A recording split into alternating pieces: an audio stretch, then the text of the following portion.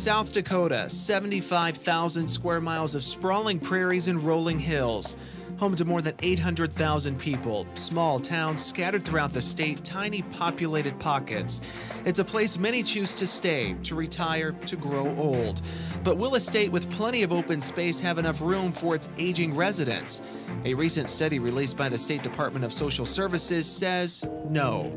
The report says the number of elders in the state over the age of 65 will double by the year 2025 and represent 24% of the state's population.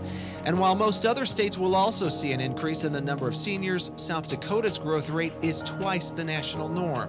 The CEO of West Hills Village, a skilled nursing and assisted living facility in Rapid City, says something needs to be done.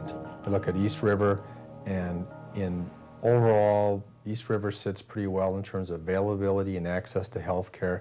When you get West River, it can get a little sketchy in some areas because of the population, the payer sources, and the distance between big communities.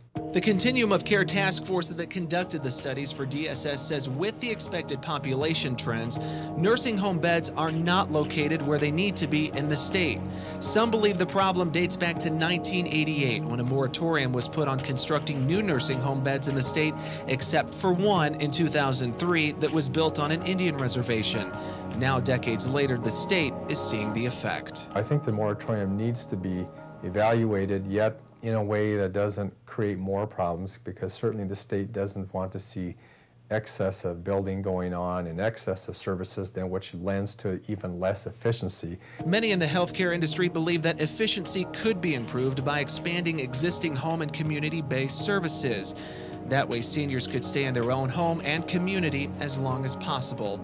But with more programs comes the need for more money. The DSS report says to continue with the current system, the state will spend an additional $180 million over the next 15 years on elder care.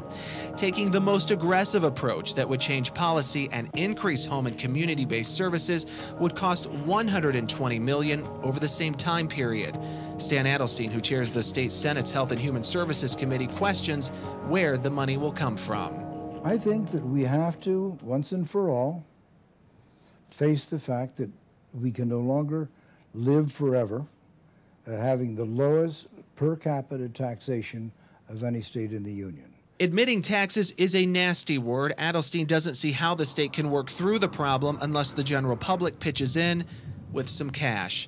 Although it's not the popular route, Adelstein says a trip down tax lane may be the road the state takes. If we're going to have more people access senior services some way, there's going to have to be funding to match that, because so many of our senior service providers, the margins are so small, and so many right now aren't financially making it, that there's not going to be an absorption rate from the providers to offer more services. The state says currently 58% of individuals served by nursing homes in South Dakota rely on Medicaid as their payer source. Just another troubling fact listed in the DSS report. But some in the medical field believe the advancements of medical care may make a difference before the year 2025. Reinecke says finding a cure for things like dementia or Alzheimer's would prevent a majority of seniors from ever entering a nursing home. His fingers are crossed, hoping for great medical strides, while the search for a cure-all pill for a sick system is underway.